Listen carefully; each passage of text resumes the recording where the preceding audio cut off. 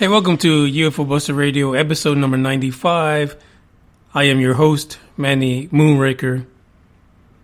In this episode, we go back to the story from 1947 in Utah. And if you recall that interview that I had that was one-sided because we had technical issues, the individuals that you heard on that interview were Lanila and Randy Butterfield of Utah. This time we got the interview, and still, initially when we started the process, we had technical issues, but we got it fixed, and this is it. Now, I don't expect you guys to go back to the past episode. I think it was episode 93. I don't expect you to go back to listen to that portion when Lanila first gave her story.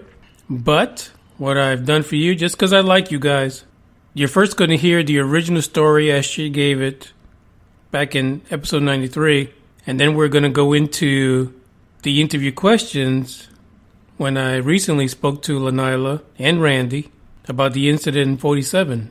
What you're going to find is that it's undeniable that there was something going on in 47 and even today that's unexplained, but there's just no way that when you hear the descriptions given by Lanila of what herself, her cousin, and her grandfather experienced back on that Easter Sunday, that there's no way that anyone can say that this is something of earthly origin, but you've got to hear it from Lanila herself. So let's get to it. This is Lanila Maynard Butterfield. My story is I was from a large family. We all in Utah have large families, and our large family, my grandparents' grown children and their grandchildren had a tradition every year of our life. We met on Easter Sunday for a family reunion. It was Easter Sunday in the year 1947, and we had all met for potluck dinner. The children went to the hills with their Easter baskets. Now, we lived in an area that was basically foothills of the Wasatch Range Canyon. And so if you went somewhere out to play or something, you started up the hills and that, because we went quite high in the hilly area. As myself and my two cousins, they're Walter Jensen's daughters. Their names were Dolores and Beverly Jensen. My grandfather was James Jensen, and we had wanted to fly a kite because it was very windy that day. And as we gathered up newspaper, because we had no kite materials with us, my grandfather said, I will come with you girls up to the crest of the hill, which is considerably higher than the family home. And he brought some glue and scissors, and we cut newspaper to fit a frame that he made for us that was making a kite, and we had a little tail on it. And we went up on these foothills. Now, as we were up on the foothills, attempting to fly the kite, it was a little windy, but off in the southwest area, looking out over which would be here called Union, Utah. We were in Holiday, Utah. These are suburbs of Salt Lake City, Utah. And as we looked out over the area to Union, we were there busily engaged, our grandfather, myself, and my two girl cousins, in trying to get this kite up to fly, which he had put together, a makeshift homemade family type thing. And it's a long ways to go back because I'm 80 years old. I will be 81 on the first day of August. So I'm really getting up there, but my memory of this is emblazoned in my mind forever. And as we were there, holding the kite up, looking upwards, we could feel a sensation in the air that cannot be explained. I'll do the best I can. It was not a sound. There was no sound at all. But there was some sort of tension or stimulus of some kind in the air that would make the skin on your arms stand up. And as we were looking out in this southwesterly direction, we spotted what we call and know to be now as an unidentified flying object. It was a disc. It was a very large disc, and it was, if I could describe it, like two saucers upside down with a dome in the middle, but this one was flat on the bottom. The dome was not very large, but it was right in the center. The color of the craft was, it was, I would call it a brassy bronze, more of a bronze color, and perfectly round, and it stood absolutely still. We could sense no movement of any kind. Trying at the age of 11 to tell you how far away it was or how high it was, it was relatively close, but probably nearly 100 yards south of us, and high enough to, high enough probably to be compared with one of maybe our Salt Lake City State Capitol building. I don't know how to give you figures. Let me tell you this. It was damn scary enough to make you reflect on, is this my last moments on Earth? And my grandfather reached out and took my hand and the hand of my cousin Dolores, who was about 2 to 3 years older than me. I was 11 years old at the time. She was probably 12 or 13. And he grasped both of our hands, and we stood there, frozen in time, watching this disc hover in this area. I've reflected on it many times and thought, was this just something that seemed like a half a minute, or was this something that lasted longer and they had control of what we were able to do standing there? As we stood there and watched this thing hover, it was, large to me, but maybe not by standards of what some flying saucers have been reported as being, but it was big enough to fill our local high school gymnasium, fill it very, very adequately well, and it, as I said, it made no sound, but it radiated something out of it, and there were indentations in it, like scooped out, like a very, very, not deep, but a very shallow ice cream scoop would go around and scoop out what you would call portholes. Now, there were no transparencies of them. You could not see into the craft. If they could see out, we were unaware of it.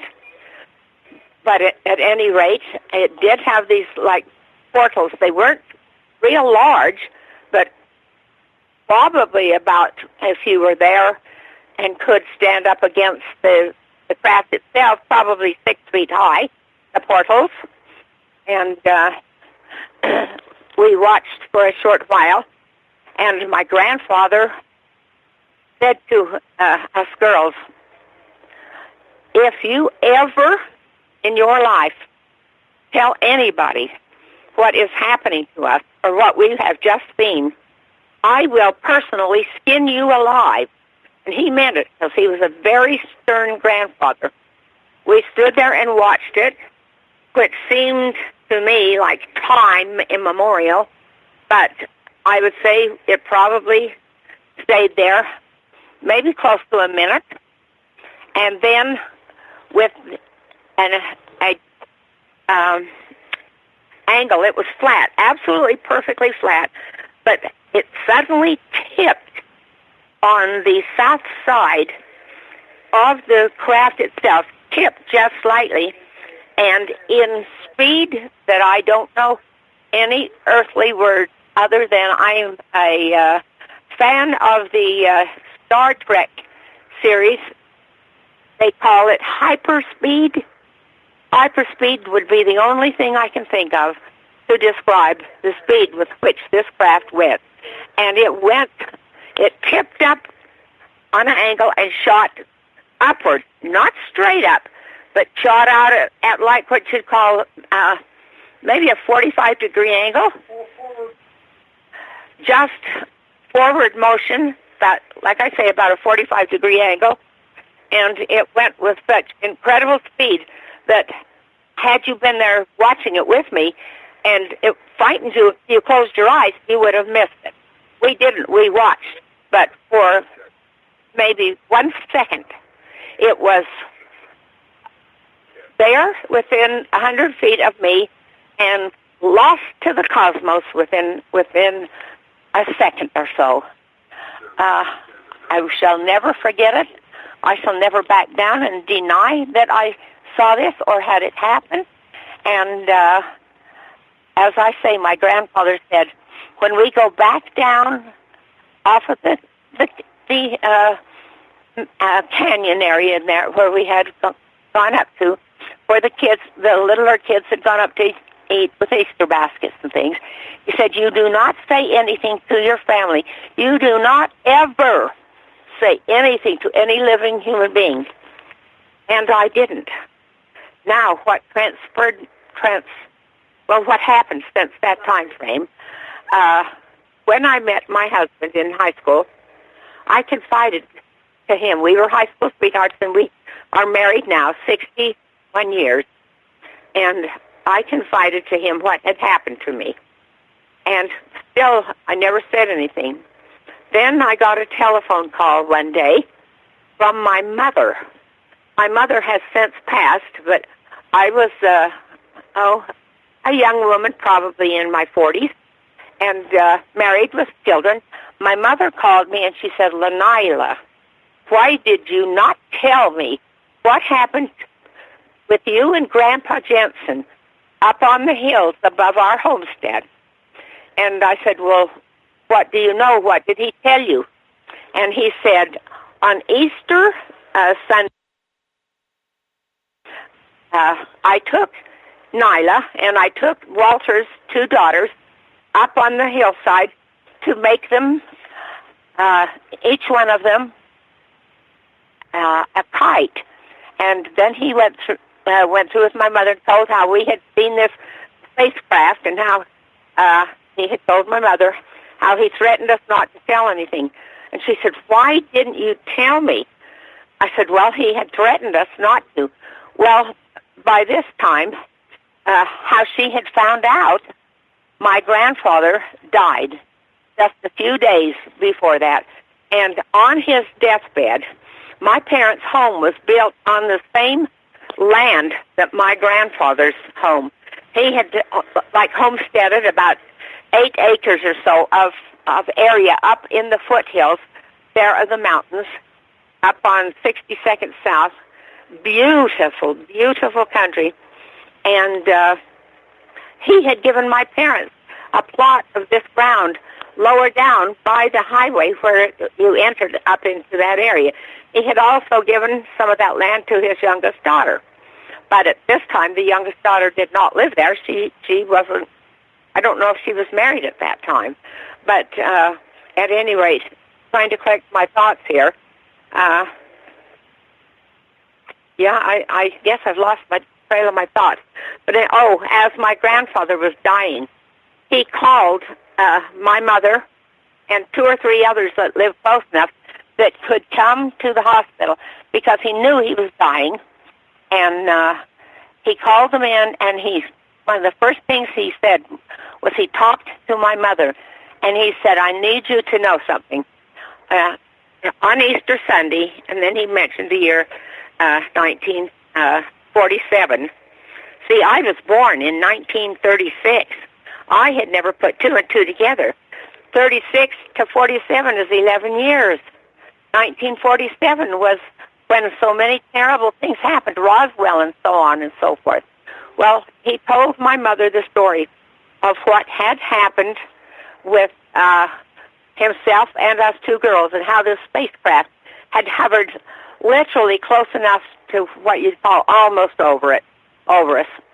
I wished at 11 years old and scared to death I was a better judge of distance. It could have been 80 feet away from me. It could have been 180 feet away from me. But it was right there where we were staring it down and it was staring us down. And he told my mother all about this, and he says, I wanted to get this story told and off my chest so that you would know what happened to little Nyla and the Walters girls before I pass on. And that's when my mother called me. I was so grateful to her that she called and told me, because this was additional verification of what had happened. And I just let it go. And a number of years later, many years later, I got to thinking about I should have more verification of this than just what my grandfather had told my mother. And so I called my two cousins, the girl cousins, and they didn't seem to remember anything about it. But I did, and my grandfather knew, and now my mother knew, and it's well established in our minds, and we know it happened. And my son has asked me numerous times, sir, to call your program and let you know what had happened to me. Hello, Manny. Hi, Lanila. It's a pleasure speaking with you. Well, it's wonderful to hear your voice, too. Before I know. all I could hear was this grinding, churning sound like my husband outside putting the tree limbs through a wood chopper. It was really strange, and I wanted so much to ask you a couple questions last time, and I couldn't. Well, it's like there's something out there in the universe that don't want me to disclose what I saw. Yeah, but we're going to get your story out, because this time we actually got the connection going. And it is on the radio waves? Yes, ma'am. Well, wonderful. Well, I'm happy to tell you anything you need to know.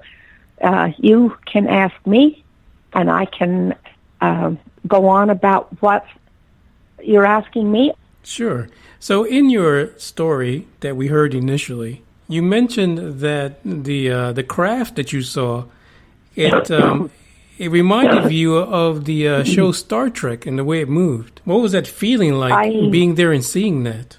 I don't know if there are words that can explain that feeling, but it was horrifying, mystifying, and my God, am I in my right mind? And then confirmation, of course I'm in my right mind. I'm standing here looking at this. I didn't ask for it. It asked for me because it was so close. A kid with a good high-powered pellet gun could have shot up and bounced off of it. Around that time of the incident, were there any reports of UFOs in the area during that time that you were aware of? Any reports of what in my area? Other sightings? Yes. Not that I am aware of, because we didn't have television. There was no, you couldn't go in the house and turn on televisions. I'm 80 years old, and this happened when I was 11. But let me say this. I was a very smart, sharp 11-year-old. I wasn't a ditzy teenager like a lot of them are anymore today. I was always one of these inquiring minds. I was an excellent student.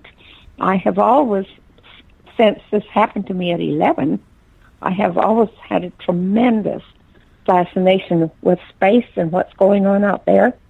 But I don't recall my parents subscribing to any kind of a daily newspaper at that time either, so I would have no way of knowing if there were other sightings there. But I will say this, if there was any human being, and that was on Easter Sunday, on a Sunday afternoon, and if there was anybody there within miles of that area, they had to see it. But also, people were probably deathly afraid to say anything because nobody wants to be called a kook. That's why it has taken so many decades for things like different Sasquatches or things of that nature.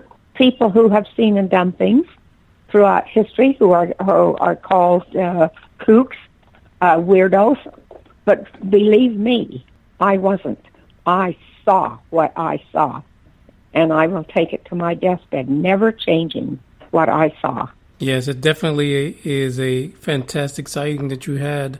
Now, you mentioned that during the time that the event occurred, you were actually there with your cousins. I was there with my cousin Dolores, who has passed away about 2 years ago. She was a couple of years older than me.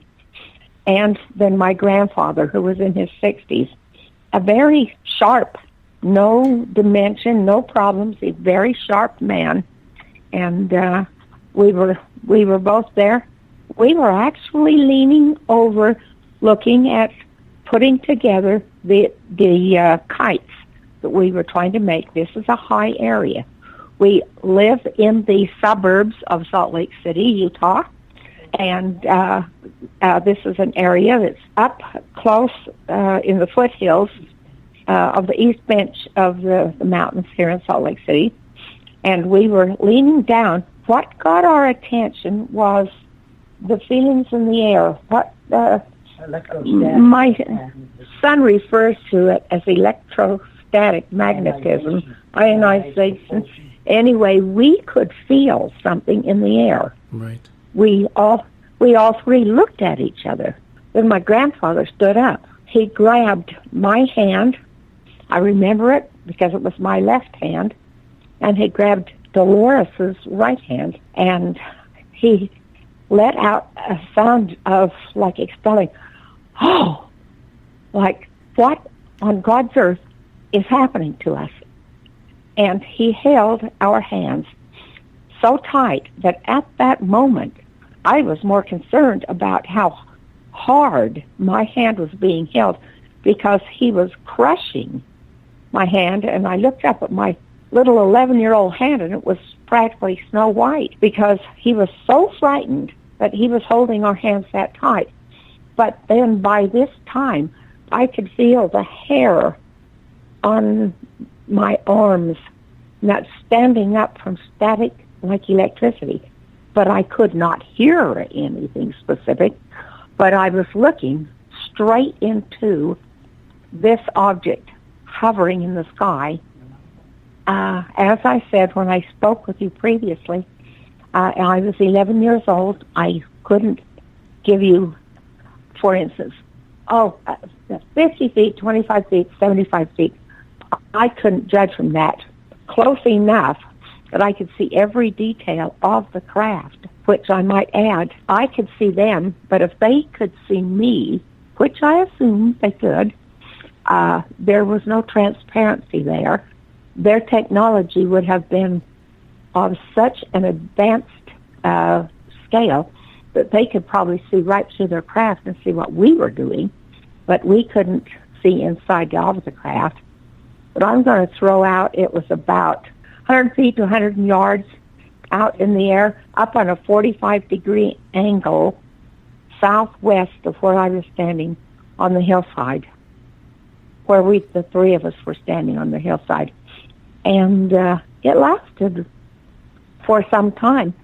If you're having this experience, to you, feels like it's lasting an eternity. Right. But it could have been 1 minute, could have been 3 minutes. It's hard at 80 years old. Well, I gotta back off on that one. It's not hard at all because I remember every emotion of that moment. My heart was pounding, my throat went dry, my palms were sweating. I was horrified. You know, Manny, we didn't see things like this. I was 11. I was born in 1936, and so this was 1947. Real famous year, huh? Yes, and that's when this was happening. It was quite the year for these type of sightings. That's right, and I have read everything I've ever seen. on that year on sightings, especially the famous Roswell. And I've wanted all my life to drive down there, but my husband has always had a few physical disabilities, so we have not been one to travel much. But I'd love to go down there. But at any rate, getting back to the craft, it was large. Now, I've seen photos of those units that went over Phoenix. I think they were delta wing shapes. Right. This was a perfect circle. But the high school that I attended, Jordan High School, we had a very, very large auditorium. And if you removed the bleachers from the one side and put that unit in there, it would fill that whole auditorium, from my estimation, as an 11-year-old. It was big. It was very big, and it wasn't making any humming sound or any musical sound. It just sat there perfectly still, Manny. It was absolutely still. There was nothing moving except our hearts fluttering. And it was the color, I like to say, walking around in my house. I have a lovely home, and all of my doorknobs have this burnished brass bronze type of color, and that was the color of this unique craft. Well, I imagine that since you guys were out there ready to fly a kite, it was a pretty clear day that Easter Sunday. Beautiful, not a cloud in the sky. Beautiful day, and there was no wind. There was nothing else. There wasn't the blowing of trees. However, the area that we were in, there were no trees anywhere at all around us. No trees at all. We were standing there looking east towards the mountain range. We could see, hillside trees and that, but they were a mile away from us or more, maybe a mile. But the unique thing I remember about this unit is we looked at it to see why they had come and stopped within such close range of us. They were looking at us for some reason or another. And I thought, how are they looking at us? There's no up periscope. There's no windows opening. But there were indentations. It was like a small dome on top of two saucers, the type Grandma gets out and gives you cake on Sunday. Two saucers face to face, one on the bottom, one on the top, with a small dome in the middle. The dome was probably smaller than you would think if you're sitting down to make a picture for your kids of what a flying saucer looked like. Right. But the dome had scooped type indentations around it, like an arch. They were not round. The bottom part of the scoop was part of the unit itself. So it was like arches that went around. And I would say probably from where we were looking at it, I would say that we probably saw about 3 of those scoop type units. So there was probably one on the right side, one on the left side, and then probably 3 more behind it. Probably that many around it, I'm guessing there. But I can remember seeing probably at least 3 of these scooped out little configurations. It was scary. It was scary. Yes, I can imagine being at 11 years old and witnessing something like that. It would be. Right in, well, we owned the property that happened on because this was my grandfather's property. His parents had come from Denmark and had homesteaded this whole area.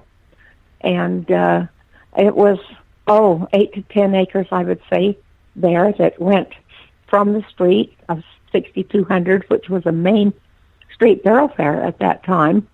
And it went right in, and the house, everything was on a slanted up area as you went in there.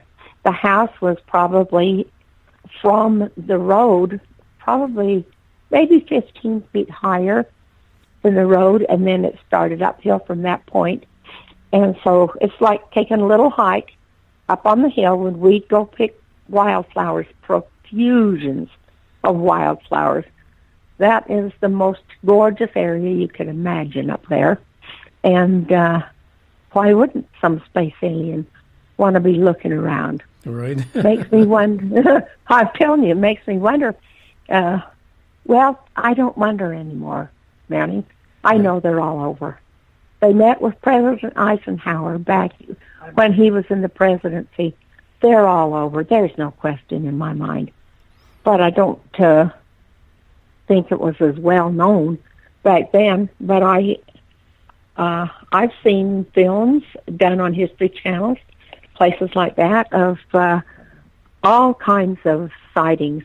One interesting sighting, I'm from Salt Lake City. The LDS Church has their central offices there and a huge, beautiful temple. And there was a picture taken of somebody, one late in the evening, where there was a whole, I shouldn't say fleet, but groups of maybe 4 or 5 of them that flew right over the spires of that building. And so we know they're out there all over. Fremont also. Yes, I know, dear. My son's over here coaching me, but No, there's Fremont. but I think he yearns to have been the one that had the experience. Oh, yeah. My husband, my brother-in-law, they all, oh, why don't this ever happen to us? But it happened to me, and it happened to my grandfather, and I never spoke of it.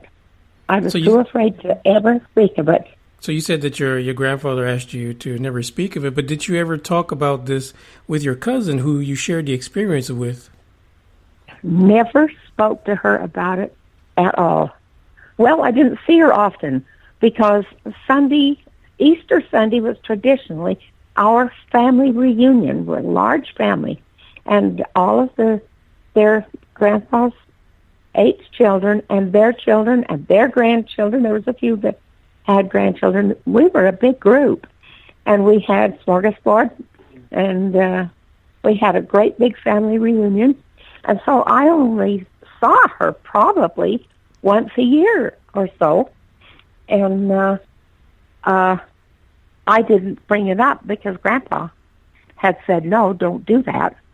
And by the time I thought about asking her, I knew that she had, I believe it was cancer. She had health problems, and I didn't get to talk to her soon enough for her to be well enough, because I spoke to her just before she died, and I can't remember that one, Ina.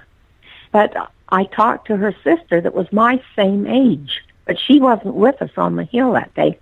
And she said, well, I've never heard Dolores speak about it.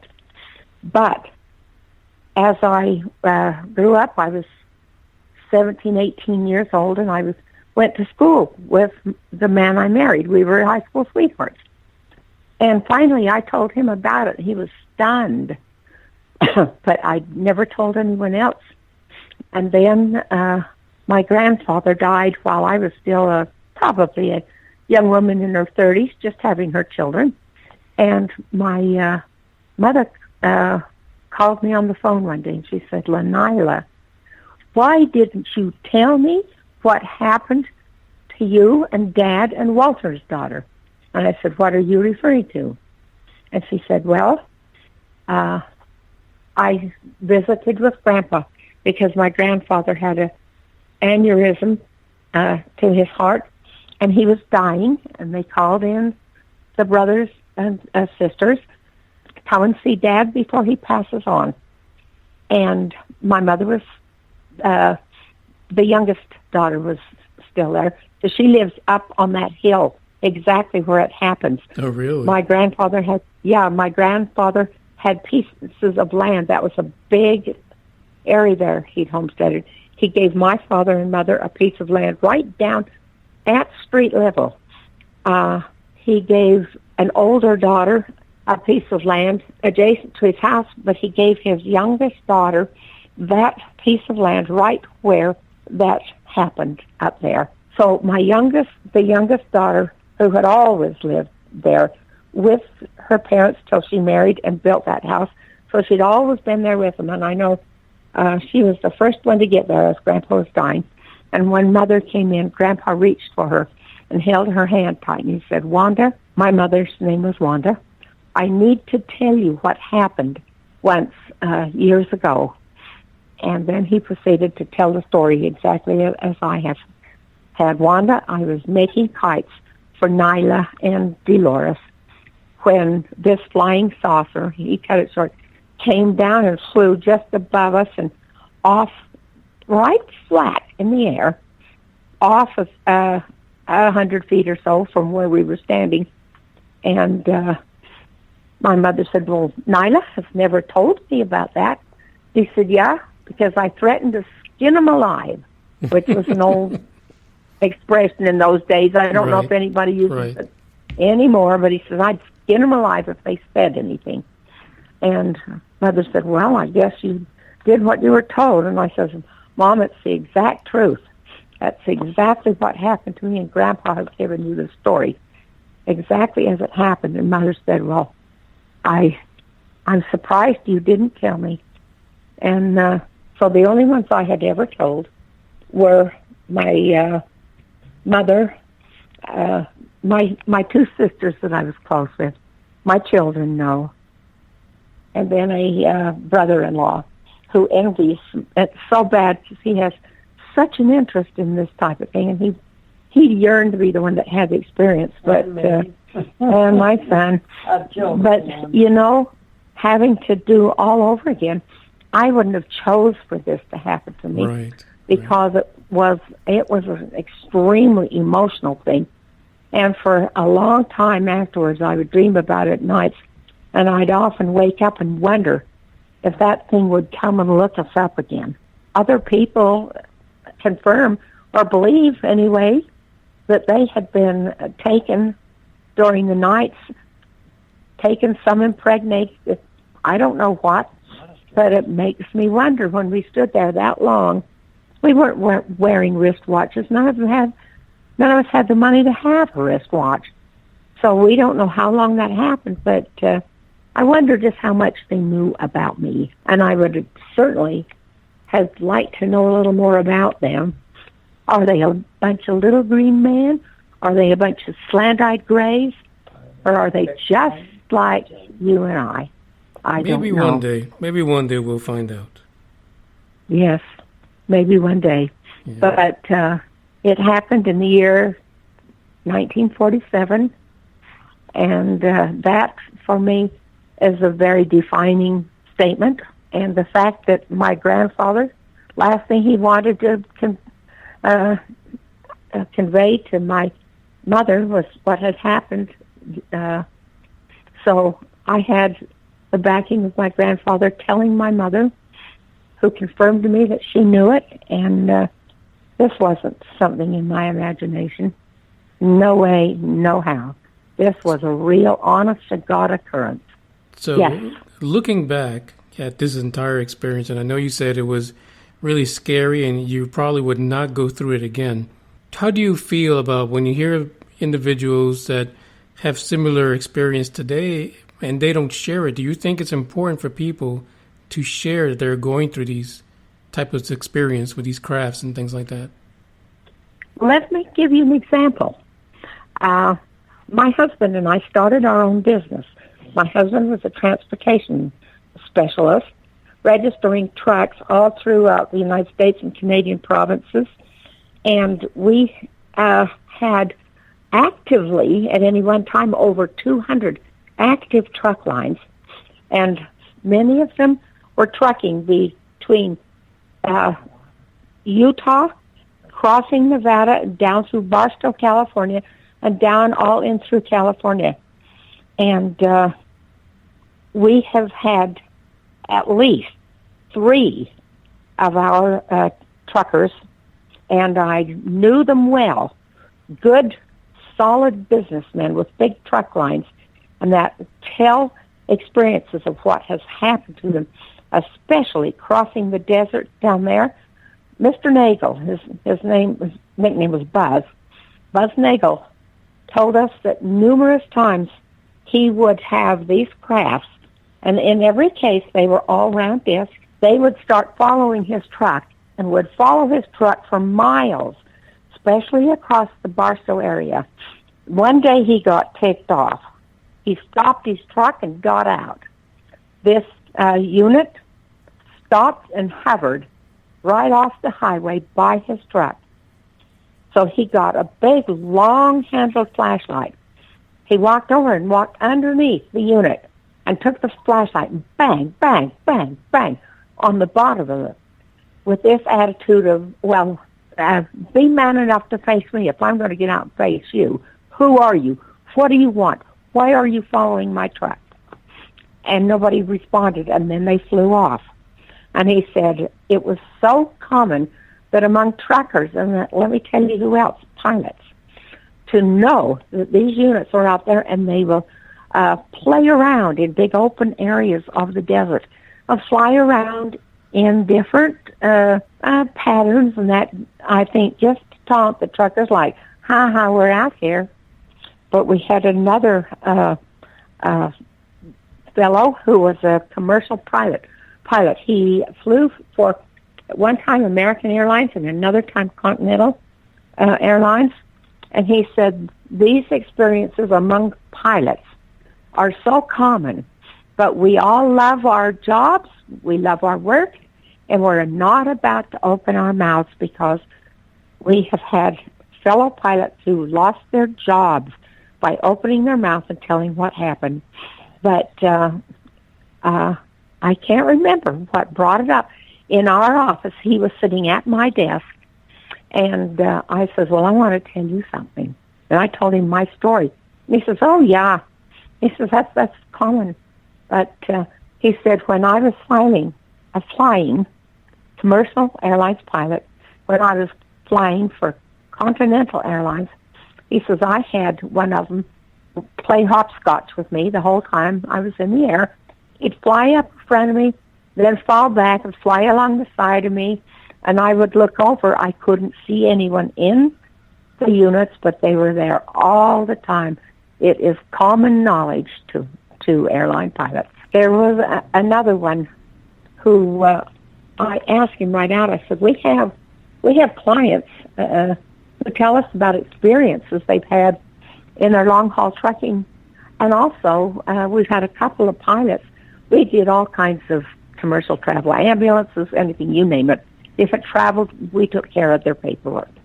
And I said, I've had another fellow tell me about what happened to him.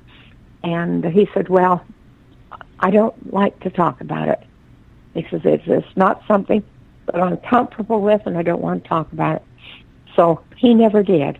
But Buzz, the trucker, and the fellow that was the pilot, so I can't remember his name, but he did tell us all about. And he said, I'm not the only one. He says, I have friends, lots of pilot friends, who have had them dart at them, scare the living daylights out of them, just dart right at them, and then pass over right in front of the cockpit or the front of the airplane. And he said, smug and think they're better than us and think they can play around and toy with us. They, well, obviously, yes, because they obviously have technology that you and I as commoners don't know about. But I'll tell you something. I grew up as a very young child, right at what you call Area 51. I was 6 miles south of the Idaho border. I didn't see or hear anything, but I've heard a lot of comments about people that lived in that area that testify it's commonplace. I thank you for sharing the story. A lot of our listeners that were listening at the time when we first got your story, they were so intrigued by what you were saying. And one of them, Ronnie Dawson, who had his own experience, he was actually typing in the chat box that he believed you. He believed you. And Ronnie Dawson is actually a trucker himself, so he does drive rigs for a living, and he sees a lot of these experiences like you just said. But absolutely, I thank you very much for sharing that with us. It's an amazing story, and I just really wish that more people would come out and share these experiences, because maybe then, the powers that be would allow some of this information to get out to let us know what is it we're seeing. Manny, the powers that be know everything about it, and they're half of the time they're meeting with them. They know what's going on. Oh, yeah. The politics has become a sewer system. These people are not leveling with the American public. It's worldwide. Mexico has tremendous amounts of sightings. It's worldwide, and it's a tragedy. But anyone listening, if they want to not believe what I say, that's up to them. But as long as I know what happened. I agree. And I appreciate your being so nice to my son, and because he has yearned for me to tell his story before. I've never told it among groups of our friends or local congregation of church friends or anything. I never talk about it, which is probably wrong of me. But anyway, I've taken a lot of your time. Do you want to speak at all to Randy? I think you Sure. want to say something too. Oh, absolutely. Well, thank you so much. Thank you so much. Goodbye. Bye-bye. Hey, Manny, I really appreciate you. Listen, I appreciate you for thinking of us and giving us this story, but I did have a question for you. Sure. What's that? So at what age was it that your mom actually shared the story with you? Okay, I knew. Matter of fact, I was about 8 or 9 years old. The year I lost my eye, I had it shot out with a pellet gun. I wasn't listening to her and traded my Christmas bicycle for a high-powered German pellet gun, and my friend borrowed it and shot my eye with it. I remember my mother's brother, Kim, that was in the Air Force. He'd come over and visit and would tell my mom about different sightings of some of the and different things that he had heard that was going on in the Air Force at that time. And we weren't allowed as little kids to go out. We were in bed, but I would sneak by my door and would sit and listen to Kim, who was in the Air Force. He saw lots of things and heard lots of stories that were going on, none that he could verify with, pieces of craft or anything like that, right. But knew that the Air Force, especially the Navy, I think the Navy is the one that, personally myself, my opinion, are what hold a lot of the of this quiet, because they traverse the oceans, and they've seen so many craft in and out of the oceans, submarines and massive craft come up in and out of them. And I know one thing, not to get off the subject for a minute. A lot of people some people believe in Bob Lazar and some don't. What amazes me is the knowledge in 93 that he had about an unknown 15, which he was laughed at. And now they have, by colliding electrons and positrons, have created it at Lucerne, and it's an element that exists now. But I've known since I was a little boy. I would sneak and listen to him when I was supposed to be sleeping, and hear her talking to my dad about it. But mainly, what really intrigued me was when I was 14 years old. I had a sighting. It wasn't like my mother's, where it's distinct there. You can see there's no rivets, no seams, But I was with my father and my mom and my Uncle Burton and my cousins. We were all up by the Alpine Loop. It's up in the Big Cottonwood Canyon area. And it was actually called Tanner's Flat. And one night, it was about 11 o'clock at night. We were just getting ready to shut down the fire, put some water on it and douse it. When we had been looking at some satellites slowly, moving, going around, and all of a sudden, all hell broke loose, Manny. Back then, I didn't realize the importance of it until I got a little older, of watching and knowing how far stars are and how many, light years, how distant, a star is. Right. But we were watching in the heavens, and boom, it looked like it's 4 stars coming across the entire horizon from the mountain up. 4 of them come together. 2 shot off. I'm talking instantaneously. Now it looked like stars or satellites. They were just lights. They weren't nothing that you could see. And this was at night, but the way they moved, and then all of a sudden 5 come back and were in a pattern. Then 2 took off. 2 would come back. 3 would shoot off. And my dad, Uncle Burton, look at that. My hell, Roy, look at that. And as we're all looking up at it, in amazement, the stars don't do that. Shooting stars take off and then they fall. If it's an asteroid, they burn up. Right. These were lights. These were actual. They looked like stars dancing back and forth, coming together and taking off, traversing the outer atmosphere, and it was incredible. But back then, I'm just kind of looking at it and in amazement, and didn't really realize the importance until I got older and learned a lot more from MUFON, from so many different sightings, and more about the crafts, more about so many different sightings and Ben Waters and the Allagash abductions and Travis Walton, who is my hero. Oh. He's a lot of isn't he awesome? Heroes. Isn't he awesome? And I've wanted so many times, like my mom said, to go to Roswell, but here's my question for you. So you have this, Sure. You've had this great experience that your mom shared with Yes. you, and then you yourself have seen all these incidents, these sightings, and they may not have been as close as hers was, but you have an idea that something's going on. It was something that was not natural, something that it was not airplanes. Right. Right. Yeah.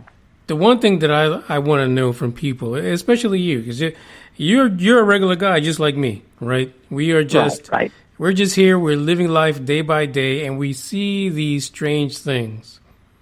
What do you think is going to take for us to get to the bottom of this, of what it is we're seeing, and who knows what? Manny, I've laid in bed. I can't count the thousands of hours watching over and over Colonel Corso and his book, the different incidences. I don't really know. They've got such a tight lid on it. Then they've come out with, it's Project Mogul, it's Project this, it's that. Then discredit the discreditors, and like the Phoenix Lights, where the senator came out later and admitted that he saw the craft right above his head. It was massive, that it was not. It was interstellar. It was not of this earth. But Gus stood up in front of the nation and made a joke of it at first, which hurt a lot of people. Right. But he did make it right. And many other people at that conference. UFOs on record, I believe is what it was. I don't know, Manny. I really don't. But I do know one thing. Us as a human beings, and I do believe that, because I am a God-fearing person and believe in God, it says that there's, Story Moosegrave, they went up and worked on the Hubble telescope because they had to ground the lens wrong, and which made a lot of people angry, the billions of dollars it costed, when they went up and put gyros in it and put them little lenses and then finally got the beautiful focus on it. He said just 1 inch turn, you got 100 trillion million stars. That's just a tiny half to quarter inch adjustment. All of these, the universe is so vast, it's almost absurd to think that we're the only ones out there. I believe there's so many worlds, and they're just so far. Maybe billions, millions, I don't know how many years, but they're so advanced. But just look at us since the 200 years, 236 years that we've been a nation. From shooting Indians with bows and arrows to look at us now. In just 200 years, you stop and think, give it 5,000 from now. I don't know, Manny. I really don't. I think it's a lot. I think that we as a people can handle it. I really do. Yeah. I believe so too. I believe the majority of the people can handle it. There's still going to be your individuals who are fanatics and will probably, make a ruckus and make life hard for those that want to make it work. But we're up to the last few minutes of the episode. Any last words that you want to leave everyone that's listening with? Yes, I would like to leave it as this universe is an incredible place. I believe that there is a higher power that created it. I believe that that these are beings that are in our likeness because they do have two eyes, feet, hands. I believe that there are different reptilian. There's grays. There's the Nordics, as Tavis Walton said. He thought he was talking to a man with long blonde hair. And he said, who are you? He thought he was there, they're light years ahead of us in knowledge. And where we're at now, I believe that I just wish that the listener would open their minds and realize in just 200 years where we're at, you give that millions of years in a universe that expands, that has no end, and stop and take a look at, is it that far-fetched to believe? I mean, we're already working on going to Mars, and I think it's 2030-something. I hope I'm still around. I have heart issues to be able to see that and be a part of that, because that's going to be fantastic.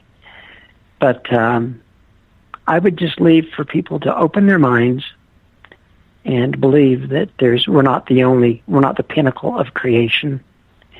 We are just, this earth is beautiful if we take care of her. But I believe there's millions of Earth's inhabitants thereof. There has to be.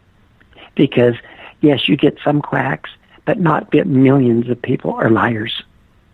And I know my mother, she is the most honest person I've ever known. Has never been in trouble, never stole, never done that. And my mom tells the truth.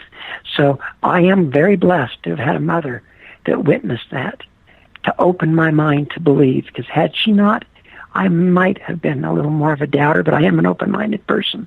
But I was very blessed to grow up with a mother to tell me a story that I knew was true. I would say open your mind and listen to Buster Radio, because I love your program.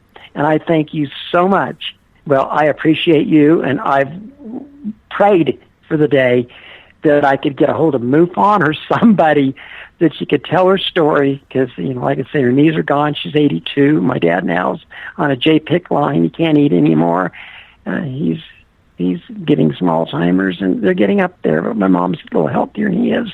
She looks darn good for her age, and she's very, very, her intellect is sharp.